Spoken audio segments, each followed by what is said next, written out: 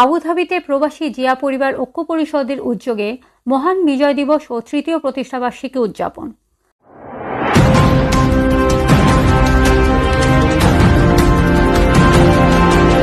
সংযুক্ত আরব আমিরাত প্রবাসী জিয়া পরিবার ঐক্য পরিষদের উদ্যোগে গতকাল মোসাফফা শিল্পনগরীর সানাইয়া 10 নম্বর ডায়মন্ড সিটি রেস্টুরেন্ট হল রুমে মহান বিজয় দিবস ও প্রবাসী জিয়া পরিবার পরিষদের তৃতীয় প্রতিষ্ঠাবার্ষিকী উদযাপন করা হয়।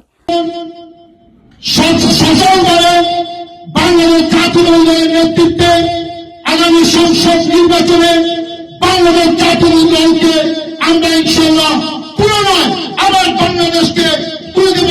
বাংলাদেশ জাতীয় দল বিএনপি রাষ্ট্রনায়ক তারেক রহমানের হাতকে ইনশাল্লাহ।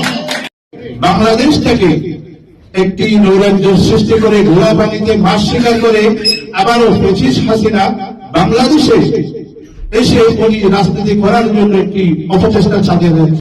সংগঠনের সভাপতি মোহাম্মদ শাহজাহান মিয়ার সভাপতিত্বে সাংগঠনিক সম্পাদক মোহাম্মদ হাবিবুর রহমান ও দপ্তর সম্পাদক এস.কে সুলতানের যৌথ সঞ্চালনায় উপস্থিত ছিলেন সিনিয়র সহসভাপতি মুনির উদ্দিন, সাধারণ সম্পাদক ফরিদ আহমেদ, সিনিয়র যুগ্ম সম্পাদক মানিক মিয়া, সাংস্কৃতিক সম্পাদক মোহাম্মদ মিলন, মোহাম্মদ সোহেল রানা, আমিনা বেগম সহ আরও অনেকে।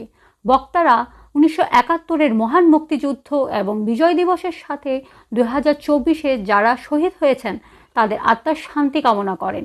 বিগত 17 বছর ধরে বেশিরভাগ সরকার দেশের যে ক্ষতিটা করে গেছেন এবং বেগম খালেদা জিয়াকে ঘরবন্দি করে রেখে একটি ফ্যাসিবাদ সৃষ্টি করে গেছেন। আগামী নির্বাচনে বিএনপির সংখ্যাগরিষ্ঠতার মাধ্যমে সরকার গঠন করবে। ছাত্র জনতার বিপ্লবের মাধ্যমে ফ্যাসিবাদ সরকারের বিদায় দিয়ে নতুন আঙ্গিকে বাংলাদেশকে গড়ে তোলার আহ্বান জানান। পরে সকল শহীদদের আত্মার মাগফিরাত কামনা করে দোয়া ও মোনাজাত করা হয়।